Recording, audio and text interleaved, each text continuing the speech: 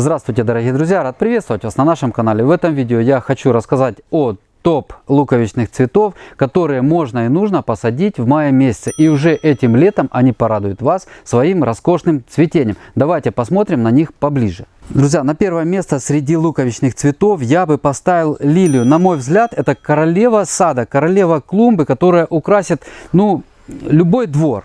Множество сортов, выбор просто огромный по расцветкам, по величине цветка. Сейчас огромные есть лилии гиганты, которые найдут свое место в любом палисаднике. На что обращать внимание при выборе луковицы? Это, конечно же, на то, как они сохранились в течение зимы. Твердость, упругость луковицы. Чем она упругее, тем больше в ней накопилось или осталось питательного сока, который на первоначальном этапе будет развивать и помогать наращивать зеленую массу. Затем, когда лилия уже хорошо укоренится, конечно же, питание будет поставляться в надземную часть через корневую систему, но вот сейчас необходимо на посадку лилия достаточно упругая. Луковица лилии, посаженная в мае месяце, зацветет июль-август месяц. Так что, друзья, если кто-то еще не посадил, то сейчас самое время, последнее время, так сказать, потому что в июне сажать лилию уже будет поздно. Да, много, конечно же,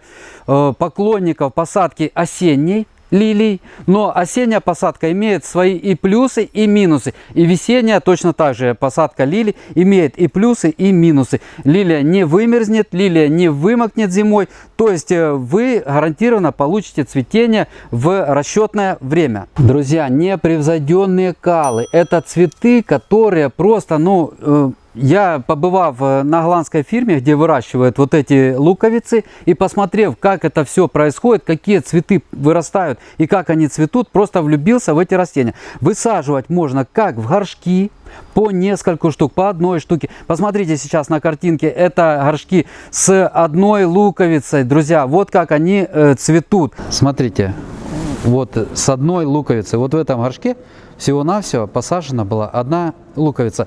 И рос этот горшок порядка 10 недель. Расцветки просто бомбические. Достаточно длительное цветение и неописуемая красота. Так же само при выборе луковиц калл необходимо обращать внимание на их упругость и на внешний вид, чтобы не было каких-то проявлений болезнетворных, либо механических повреждений. Если любите каллы, можете попробовать их сейчас посадить и получите, я думаю, неизменно хороший результат. Давайте рассмотрим следующий луковичный цветок. Друзья, непревзойденные гладиолусы, которые все вы наверняка знаете. Единственное, что хочу сказать об этих цветах, это то, что они любят солнечные места. Если их высаживать в полутени либо тени, то цветение может отодвинуться на 10-15 дней.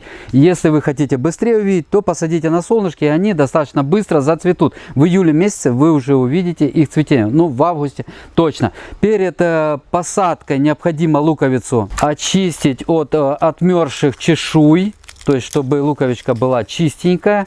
Осмотреть ее, она должна быть упругая. И вот в таком виде будем ее садить. Посадку осуществляем на глубину 3-4 диаметра. Друзья, если диаметр 3 сантиметра, на глубину 9-10 сантиметров, ее можно смело прикопать. Друзья, многообразие сортов, самые разные по красоте, по расцветкам, по степени скорости наступления цветения, раннее, среднее, позднее. Гладиолусы посадить еще совсем не поздно. Если еще не сделали этого, либо хотите разнообразить уже имеющиеся сорта и расцветки какими-то новинками, друзья, то можете посмотреть, я ссылку оставлю внизу. Более 70 сортов совершенно новых и уже хорошо известных гладиолусов вы можете найти, перейдя по ссылочке. Так что заходите, кому это интересно. Непревзойденные амарилисы. Друзья, посмотрите на размер этой луковицы. Когда-то мне повезло тоже побывать на голландской фирме, где выращивают амарилисы. Рассказывали, когда и как их лучше посадить. Буквально в двух словах. Любит солнышко, любит теплую почву. То есть высадку проводим только тогда, когда почва прогреется до 10 минимум градусов. А еще лучше, чтобы почва уже была прогрета до 15 градусов. Поэтому май месяц — это именно то время, когда необходимо провести посадку амарилисов. Множество сортов цветов и расцветок, которые, ну, подойдут, я думаю, любой огородник, любой садовод и любитель выращивания цветов найдет для себя именно то, что будет радовать его глаз, как говорится, и сердце. Для того, чтобы эта луковица, посаженная буквально завтра, зацвела, потребуется 6-8 недель. То есть это растение, которое достаточно быстро зацветает после проведения посадки. Так что еще раз говорю, подумайте о том, не упустили ли вы время посадить амарилис уже этим маем.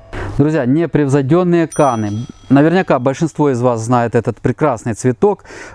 Особенности ее выращивания – это то, что посадку необходимо проводить в достаточно прогретую почву. Температура почвы должна быть не менее 10, а еще лучше 15 градусов тепла, потому что растение теплолюбивое, любит солнышко, достаточно быстро цветущее. Но опять же, многое будет зависеть от того, какая погода на улице, потому что температурный режим существенно влияет на скорость развития этого растения. Друзья, и наконец я хочу рассказать о непревзойденной фрезии. Это мелколуковичные цветы, которые очень нравятся флористам. Их часто используют в букетах.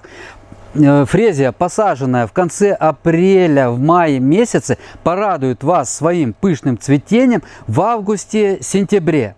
В зависимости, опять же, от погоды, от того, насколько быстро растения будут развиваться по температурному режиму.